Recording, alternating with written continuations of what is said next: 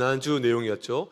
열무나 비유 이후에 예수님은 이제 거룩한 구속 드라마의 마지막 장을 열기 위해서 예루살렘 성 안으로 들어가십니다. 오늘 본문 19장 28절부터 시작하여 23장 56절까지의 말씀은 예수님의 공생의 사역 가운데 마지막 한 주간, 우리가 잘 아는 고난 주간에 일어난 일련의 사건들을 보도하고 있는데요. 오늘 본문은 우리가 잘 아는 내용이죠.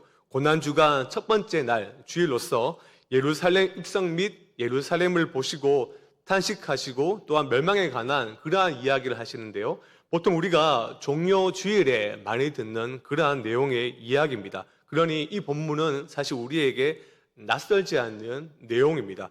물론 우리에게 지금 익숙한 내용이지만 이 내용들을 다시 한번 더 꼼꼼하게 살펴보면서 우리가 적용하는 시간을 조금 가졌으면 좋겠는데요. 오늘 본문에 보면 예수님은 감람산 근처에 있는 벳바게와 그 다음에 베나니에 도착했을 때 두 명의 제자를 보내 나귀를 풀어 그리고 오도록 하십니다. 예수님께서 교통수단으로 나귀를 이제 이용하고자 그렇게 하신 것인데 그 나귀는 맞은편 마을에 있고 그리고 아무도 타지 않은 나귀 새끼입니다. 30절 말씀을 확인차 한번 볼까요? 너희는 맞은편 마을로 가라. 그리로 들어가면 아직 아무도 타보지 않은 나귀 새끼가 매여 있는 것을 보리니 풀어 끌고 오라. 예루살렘에 입성하는 오늘 본문의 내용을 보면 사실 이 내용은 사복음서에 다 기록되어 있는 내용입니다. 누가복음은 그런데 다른 복음서들보다 그러니까 마태와 마가와 요한복음보다 나귀를 준비하는 이 장면을 좀 더 자세하게 서술하고 있습니다. 왜 그렇게 누가복음은 이렇게 이야기를 길게 이야기하고 있는 것일까요? 그 이유는 바로 우리 예수님께서 왕의 지위로 예루살렘에 입성하신다라는 것을 알리기 위한 목적입니다. 나귀를 풀어오는 이 내용은요, 사실 예수님을 통치자, 왕으로 암시하는 내용인데요. 구약 성경에 보면 여러 군데 통치자가 바로 왕이 오실 것이라는 것이 많이 예언되어 있지요. 그 가운데 창세기 49장 10절부터 11절에 보면 통치자의 나귀가 묶여 있다라고 묘사하고 있습니다. 그 내용을 제가 읽어드리면 규가 유다를 떠나지 아니하며 통치자의 지팡이가 또 이렇게 생략하고 그의 나귀를 포도나무에 매어 그의 암나귀 새끼를 아름다운 포도나무에 맬 것이며 왕으로 오시는 우리 예수님은 바로 교통수단으로 이 나귀를 이용해야 합니다. 그러니 나무에 묶어 있는 나귀를 당연히 풀어와야 하는 것이죠. 그렇습니다. 예수님께서 이 어린 나귀를 타고 들어오시는 것은 구약의 예언을 성취하고 또한 공개적으로 자신이 이스라엘의 왕이자 또한 메시아임을 분명하게 밝히고 있는 것이죠. 병행 본문이 마태복음을 보면요, 나귀 새끼를 타고 오시는 왕이 스가랴서 9장 9절의 말씀을 이 예언을 정확하게 성취한다라고 밝히고 있습니다. 스가랴 9장 9절의 말씀을 제가 읽어드리겠습니다. 시온에 따라 크게 기뻐할지어다. 예루살렘에 따라 즐거이 부를지어다. 보라, 내 왕이 내게 임하시나니 그는 공의로 지으며 구원을 베푸시며 겸손하여서 나귀를 타시나니 나귀의 작은 것 곧 나귀 새끼니라. 이스라엘의 왕으로서 이제 우리 예수님은 나귀를 타시고 예루살렘에 당당하게 입성하십니다. 근데 보통 세상 통치자나 또 왕을 보면 창과 그 다음에 방패 또 칼 이런 것을 무장한 군대나 전마와 또한 병거 부대를 일구고 그렇게 입성하는 장면을 많이 보게 됩니다. 그러나 우리 예수님은 세상 나라의 왕들의 입성하는 그 방법과 전혀 다르게 들어오고 있습니다. 왕으로서 지금 예루살렘에 입성하시면서도 나귀를 타신 이유가 스가랴의 말씀처럼 바로 겸손, 오늘 중요한 단어인데요, 겸손하시기 때문에 그렇게 들어오신 것입니다. 그러니 예수님의 다스림의 성격, 즉 통치 원리의 방법이 무엇입니까? 겸손임을 우리는 알 수가 있죠. 그럼 성경이 말하는 겸손이 무엇일까요? 성경이 말하는 겸손은 그저 윤리적인 성품만을 의미하지 않습니다. 성경에서 말하는 겸손이란 하나님께 의존적인 태도, 그리고 하나님의 어떠한 말씀이라도 겸허히 받아들이는, 바로 순종하는 모습을 의미합니다. 겸손의 왕 예수님은 심판자로 그렇게 입상하지 않으시고 하나님의 뜻에 따라 모든 사람을 위해 자기 목숨을 대속물로 내어주기 위해 지금 입성하셨습니다. 이러한 겸손의 왕으로 오신 예수님의 입성을 모든 제자들은 그 옷을 길에 펴서 깔며 또한 종려나무 가지를 꺾어 흔들면서 환영하고 있죠. 그리고 어떻게 찬양합니까? 38절의 말씀을 보시면 찬송하리로다 주의 이름으로 오시는 왕이요 하늘에는 평화요 가장 높은 곳에는 영광이로다. 무리들이 외친 이 찬송은요 시편 118편 26절의 말씀을 인용한 것인데요, 병행 본문인 마태와 마가복음을 보면 이렇게 외치죠. 호산나 다윗의 자손이여. 사실 같은 의미입니다. 호산나 구원하소서 다윗의 자손으로 오신 왕이여라고 고백하고 있는 거죠. 사실 제자들을 포함한 이 많은 무리들이, 군중들은 예수님께서 자신들을 구원하실 왕이다, 그렇게 생각하며 지금 찬양을 하고 있는 것입니다. 예수님이 하나님의 도성 예루살렘을 다시 되찾아 평화, 샬롬을 주실 것이다, 그렇게 기대하면서 찬양을 했던 것이죠. 얼마나 분위기가 좋았을까요? 그런데 그들 가운데 예수님을 찬양하는 그러한 모습이 너무나 꼴보기 싫었던, 못마땅하게 보고 있었던 사람이 있으니 바로 누굽니까? 성경에 보면 바리새인들이라고 기록되어 있습니다. 그들은 이렇게 이야기하죠. 39절의 말씀을 보면 선생이여 당신의 제자들을 책망하소서. 여기서 선생이라고 말하고 있습니다. 선생, 이 호칭만 봐도 바리새인들은 예수님을 메시아로 인정하지 않고 있는 것이죠. 그들은 예수님을 단순히 종교적 경쟁 상대, 제거할 대상으로 여겼던 것입니다. 바리새인들은 무리들이, 이 군중들이 메시아만 받을 수 있는 그 호칭으로 예수님께 구원을 그렇게 막 요구하고 있으니 어떻게 말을 한 겁니까? 사실상 여보시오 예수, 이거는 신성 모독이다, 당신이 나서서 뭐라고 좀 해야 되는 거 아닌가, 이런 의미로 39절의 말씀을 우리가 읽을 수가 있는 것입니다. 바로 비난조로 예수님을 책망하고 있는 것이죠. 이들의 요구에 예수님은 어떻게 반응하십니까? 무시하지는 않습니다. 40절의 말씀을 보면 내가 너희에게 말하노니 만일 이 사람들이 침묵하며 돌들이 소리 지르리라. 이 말씀의 의미는 사람들이 진리를, 즉 진실을 알지 못하면 돌과 같은 자연이 진리를 외친다, 찬송한다라는 뜻입니다. 바리새인들이 제자들과 무리들의 입을 막 억지로 막는다 하더라도 생명이 없는 돌들, 의지가 없는 돌들이 예수님의 정체, 바로 겸손의 왕이신 예수님을 알리게 될 거다라는 거죠. 참 아이러니하게도요, 하나님이 만드신 피조물 중에 의지적으로 하나님께 영광을 돌리지 않는 피조물은, 유일한 피조물은 사람밖에 없습니다. 하늘과 땅, 그 안에 만드신 모든 만물이 다 하나님의 영광을 높이고 있죠. 그런데 사람은 하나님의 형상대로 지음을 받았다, 그렇게 할지라도 하나님 앞에 영광을 돌리기를 싫어합니다. 왜요? 그 마음에 하나님을 두기 싫어하기 때문이죠. 그 이유는 사실 교만하기 때문입니다. 예수님이 예루살렘의 왕으로 오시지만 바리새인들은 지금 교만하기에 그의 정체, 예수님이 겸손의 왕임을 전혀 알지 못했던 것이죠. 사실 여러분, 우리는 종교주의나 여러 설교를 통해서 이것이 비단 바리새인의 모습만은 아니다라는 것을 잘 알고 있습니다. 사실 여기 보면 허다한 제자들을 포함하여 많은 궁중들이 사실 예수님을 제대로 알아보지 못했습니다. 그들은 예수님께서 지금 당장 로마를 뒤집어 엎을 것이다라고 큰 기대를 했습니다. 그렇게 예수님을 이해했다는 거죠. 그러나 예수님의 능력은 로마 군사에게 매맞는 동안 한 번도 나타나지 않았습니다. 빌라도를 처형하고 예루살렘 왕으로 등극할 것이라 했던 그 기대감도 오히려 무너졌죠. 오히려 빌라도에게 십자가형을 받아 성 밖에 끌려나가 죽음을 당하게 되었죠. 너무나도 예수님은 무능력한 존재로 자신을 드러냈습니다. 아시겠지만 기대가 크면 실망도 크죠. 믿음이 크면 배신감도 큰 법입니다. 엄청난 기대감에 가득 차 환호하고 찬양했던, 수많은 소리를 질렀던 수많은 그 군중이 심한 배신감에 사로잡혀 어떻게 외쳤습니까?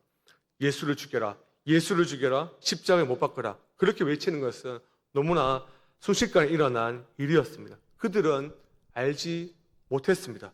예수님께서 왕이시지만 그들을 대신하여 죽기까지 자신을 낮추신 겸손의 왕이었음을 그들은 몰랐다라는 겁니다.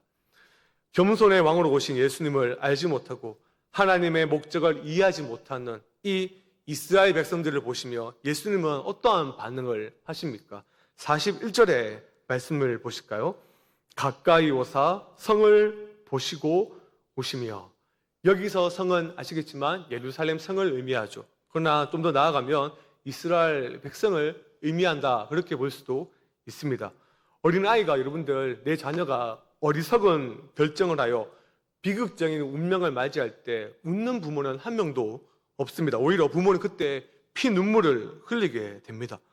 예수님은 하나님의 뜻도 모르고 어리석은 결정을 하는 이들 때문에 이들의 운명을 또한 보시고 예수님은 지금 눈물을 흘리고 계신 것이죠. 예전에 여러분들 마트나 편의점 혹여나 전봇대에 보시면 아이를 찾습니다라는 그러한 전단지를 아마 다 보신 적이 있을 것입니다. 잃어버린 지 십수년이 된 아이의 사진도 있고, 그 다음에 현재 이렇게 변했을 것이다, 그런 얼굴도 붙여져 있죠. 그럼 부모가 그 아이를 찾기 위해서 얼마나 많은 노력을 했을까요? 밤잠을 자지 못하고 여기저기 전국을 뛰어다니며 언젠가 내 아이를 되찾을 것이다 라는 그런 기대감으로 그렇게 돌아다니지 않았겠습니까? 그래서 여러분, 만약에 기적적으로 몇십 년 만에 아이를 찾았다라고 한번 생각해 보십시오. 얼마나 기쁘겠습니까?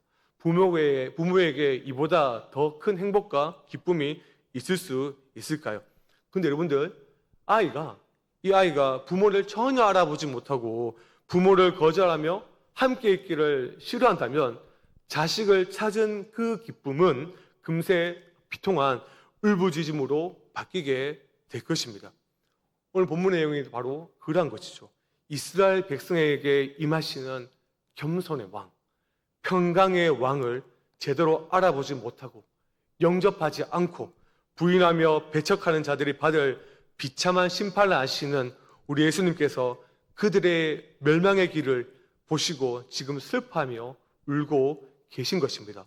그리스도의 왕되심을 부인한 자들에게 어떠한 일이 있을까요? 이제 바로 심판이 남아있겠죠. 43절의 말씀을 보시면 날들이 올 것이라는 표현이 있습니다. 날들이 올 것이다. 이 날들이 올 것이라는 말은 구약에 나타난 전형적인 하나님의 개입과 하나님의 심판을 의미합니다. 심판이 임하면 어떻게 됩니까? 44절에 보면 원수들이 예루살렘을 쳐부수고 그곳에 자녀들을 짓밟을 것입니다. 도성은 돌 위에 하나도 남지 않고 망하게 될 것입니다. 실제로 1세기 유대인 학자인 요세푸스는 AD 66년에 유대인이 로마에게 반역을 시도한 적이 있는데요. 그 결과로 로마의 침략을 받게 되고 오늘 본문의 44절의 말씀과 같이 예루살렘은 도성은 돌 위에 하나 남지 않고 무너지게 되는 그러한 역사를 맞이하게 되었습니다. 우리는 이러한 오늘 본문의 말씀을 우리에게 어떻게 적용할 수가 있을까요? 사랑하는 성도 여러분, 우리는 예루살렘에 입성하신 예수님을 향해 오늘날 어떠한 반응을 가지고 있는가, 어떠한 반응을 보이고 있는가 생각해 볼 필요가 있습니다. 오늘 본문에 보면 허다한 제자들처럼 또 무리들처럼 잘못된 기대를 가지고 있다가 막 환호하다가 기대가 꺾이면 예수님께 분노하는 자도 있을 것입니다. 아니면 처음부터 애시당초 바리새인처럼 처음부터 왕으로 거부하는 자들도 분명히 있을 것입니다. 아니면 죄의 저주 아래 고통받는 우리의 모든 필요를 다 아시는 예수님께서 겸손히 우리를 위해 생명을 내어주셨다는 그 사실을 알고 감사하며 진정으로 찬양 드리는 자도 분명히 있을 것입니다. 우리는 여러분들 어떠한 반응을 하고 있습니까? 예를 들어 볼까요? 능력이 많고 전 국민이 다 좋아하는 존경하는 대통령이 있다라고 가정해 봅시다. 가정입니다. 그 대통령이 대중교통 버스를 타고 반월당역에 내렸습니다. 그리고 또 그것도 평범한 셔츠에야 또 바지를 입고 터벅터벅 우리 성강교회로 들어옵니다. 만약에 제가 그 모습을 봤다면 버선바로 나가서 어쩔 일로 여기까지 왔습니까? 라고 아마 크게 인사를 했을 것입니다. 그리고 그 왕의 모습, 그 대통령의 모습을 보면 매우 검소하고 겸손한 행차에 저는 크게 감동을 받았을 것입니다. 대통령이 저에게 이렇게 말을 합니다. 여기 대구 성강교회에 신장 이식이 필요한 사람이 있다라고 들었습니다. 제가 그 사람이 너무 불쌍해서 제가 제 신장을 주려고 여기에 왔습니다. 그런데 아마도 말도 안 되는 이야기다 그렇게 생각하게 되겠죠. 혹시 주변에 기자들이나 수행원이 있으면 급히 말렸을 것입니다. 그의 열렬한 지지자들이 옆에 있었으면 강력하게 반대를 했을 것입니다. 그런데 여러분 생각해 보십시오. 대통령의 신장을 받아 목숨을 건진 사람의 입장에서 보면 어떨까요? 이런 생각을 하지 않겠습니까? 어떻게 그분이 가장 이 나라에서 높으신 분이 나를 알아봤을까? 나의 처지를 어떻게 다 알고 있었을까? 내가 아프고 위독하는 것에 어떻게 관심을 가졌을까? 어떻게 그 위대한 분이 가장 높은 자리에 앉으신 그분이 나에게 내일 모레 곧 죽을 나에게 신장을 줄 수가 있을까? 나에게 생명을 주려고 친히 이곳까지 찾아와 나를 만나 주시는 것일까? 그러한 생각을 하며 깊이 감사하며 눈물을 흘리지 않겠습니까?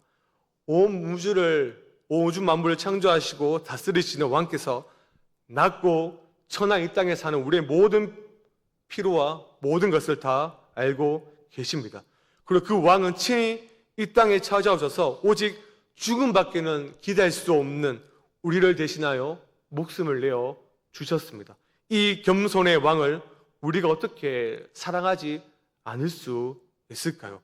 어떻게 찬양하지 않을 수 있겠습니까? 여러분들, 우리는 예수님을 대할 때 어떤 감정으로 대하고 있습니까? 우리가 예수님을 생각할 때 우리 마음에 어떤 감정이 일어나고 있습니까? 이 질문이 사실 우리의 신앙을 점검하는데 중요한 질문입니다. 냉랭한 신앙생활을 이어간 이들이 참으로 많죠. 기독교 신앙이 무슨 신앙입니까? 기독교의 신앙은 은혜의 신앙입니다. 은혜에 젖어 들어야 됩니다. 겸손의 왕, 우리 예수님을 잊어버리고 그저 종교적인 활동에만 젖어들어버린 그런 이들이 우리 가운데 있습니다. 오늘 본문 우리에게 이렇게 질문합니다. 우리는 예수님 앞에 어떻게 날마다 반응하고 있는가? 우리의 감정은 어떠한 감정인가? 이 질문을 우리가 찬송가 314장의 내용으로 바꿀 수가 있는데요. 이렇게 바꿀 수가 있습니다. 내 구주 예수를 더욱 사랑하며 우리는 살아가고 있는가? 이어 두 번째 적용으로 넘어갈게요. 예수님의 눈물에 대해서 우리가 조금 더 살펴봅시다. 예수님의 눈물은 오늘날 우리가 흘러야 할 눈물입니다. 예수님께서 흘렸던 그 뜨거운 눈물을 오늘날 우리도 함께 흘러야 합니다. 성경에 예수님이 우셨다 그렇게 말하는 장면은 사실 그렇게 많지 않습니다. 3번 정도 등장하는데요. 나사로가 죽었을 때, 그 다음에 오늘 본문, 그 다음에 겟세마네 동산에서 기도할 때 우셨습니다. 예수님의 눈물은 참으로 이타적인 게 사실을 우리가 발견하게 됩니다. 예수님은 자기 자신을 위해 울지 않으셨습니다. 예수님이 상남자여서 울지 않았다. 그것은 굉장히 잘못된 해석이죠. 아무리 상남자라도 육체적, 정신적 고통이 막 괴로울 때 눈물을 흘리게 됩니다. 예수님은 십자가에서 말할 수 없는 고통을 당하셨죠. 지키시고 상하셨습니다. 특별히 아버지와 친밀했던, 영원전부터 그 친밀했던 관계가 끊어지고 헤아릴 수 없는 슬픔을 맛보셨습니다. 하지만 죽음에 이르는 고통 속에서도 성경은 예수님이 울었다라는 말이 등장하지 않습니다. 저는 개인적으로 이 예루살렘에 입성하신 예수님은 선지자 이사야가 하나님의 마음으로 기록한 말씀을 이스라엘 백성들에게 전해주지 않았을까 하는 생각을 가끔 하게 됩니다. 이사야서 1장 5절부터 6절의 말씀인데요. 현대인의 성경을 우리가 함께 읽어보도록 하겠습니다. 함께 읽겠습니다. 시작. 너희가 벌을 더 받고 싶은가?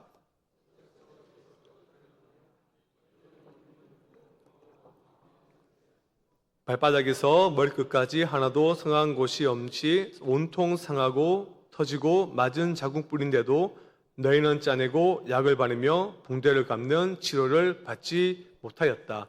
이 말씀의 의미가 무엇일까요? 이스라엘 백성이 많이 맞았다는 겁니다. 병이 들고 또한 멍이 들고 눈물이 나도 끝까지 무엇을 하고 있습니까? 악을 쓰고 고집을 피우고 회개하지 않는다는 거죠. 그런데 하나님은 그들이 치료되기를 무엇보다 원하고 있습니다. 치료하는 방법, 치료되는 방법은 한 가지밖에 없습니다. 바로 회개입니다.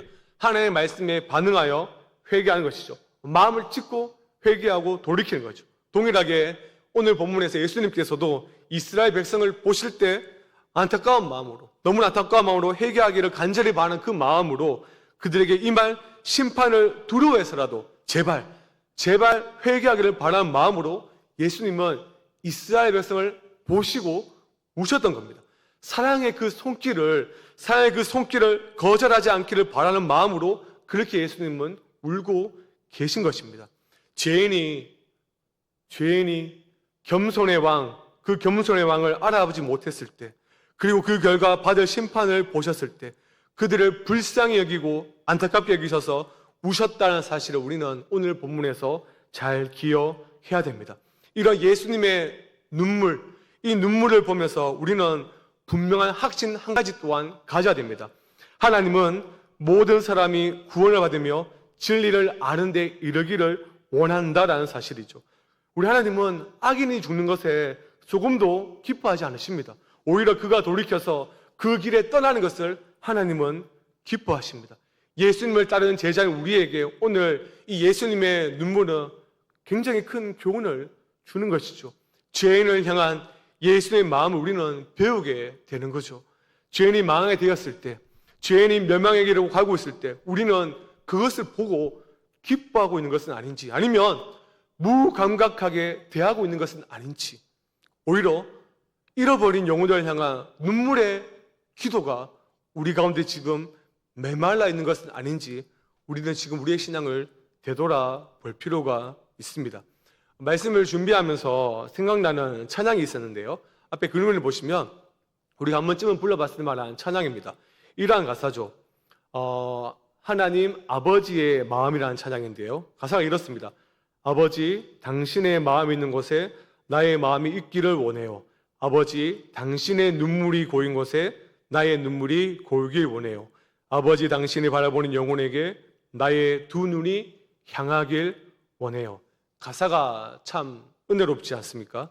죄인을 향한 우리의 눈이 냉정하고 차가울 때마다 그들 앞에서 슬피 우셨던 예수님의 그 모습을 우리는 다 기억해야 됩니다.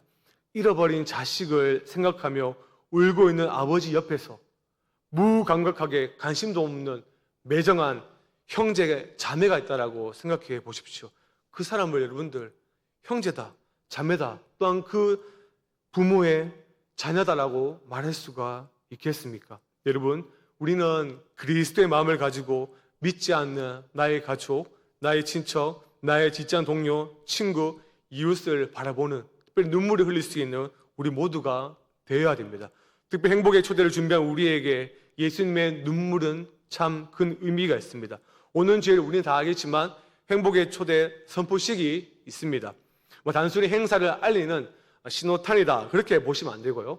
하나님의 마음, 하나님의 눈이 있는 그 영혼을 찾아가서 복음을 전하는 매우 중요한 우리의 신자의 본질적 사명을 감당하는 귀한 날인 거죠. 행복의 초대의 가장 중요한 게 여러분들 무엇일까요? 잘 준비된 현수막, 잘 준비된 기획, 잘 준비된 프로그램, 또한 선물 이런 것도 물론 중요하겠죠. 그러나 그것보다 중요한 것은 우리의 눈물입니다. 우리의 눈물이 필요합니다. 우리 주변에 예수님을 모르는 이들을 향한 우리의 긍휼의 눈물이 절대적으로 필요합니다. 앞에 또 그림을 하나 띄워주실까요? 20년간 600명을 전도한 우리 서울의 강북 소망교회 양형숙 권사님이라는 분이 계시거든요. 600명을 전도하고 그냥 교회 새신자로 가다 앉혀놓고 그렇게 전도 끝이 아니라 이 600명을 다 직분자로 세웠습니다. 워낙 전도자로 유명하다 보니 기독교 연합신문에서 권사님을 인터뷰했는데요. 가장 기억 남는 인터뷰 내용이 있습니다. 자막이 잘 보일지 모르겠는데 이러한 내용인데요. 오른쪽에 빨간색 제가 줄을 꺼놨습니다. 담임 목사님이 누가 죽었냐고 물을 정도로 울 때도 있습니다. 나가서 전도하는 시간은 제게 웃는 시간이고 집에 와서 전도한 사람을 위해 기도할 때 우는 시간입니다. 여러분들, 이 권사님은 항상 섬김과 배로로서 영혼들을 전도했다라고 합니다. 그 사람들이 이분은 워낙 성품이 온유하고 겸손해서 전도를 잘하는구나 라고 생각하겠지만 바로 전도의 첫 번째 정답은 여기에 있었습니다. 권사님은 날마다 전도하는 사람의 명단을 적어놓고 눈물로 매일매일 기도를 했다라는 것입니다. 권사님 눈물로 붙잡고 드리는 기도야말로 다른 사람에게 마음을 전할 수 있는 최고의 방법이다라고 이야기를 한 것이죠. 사랑하는 성강의 성도 여러분, 우리도 예수님을 닮아 잃어버린 영혼들을 향한 눈물의 샘이 마르지 않기를 진정으로 소망합니다. 그의 행복의 초대가 우리의 눈물의 바다가, 그의 열매가 풍성히 맺어지는 한 해가 되기를 예수의 이름으로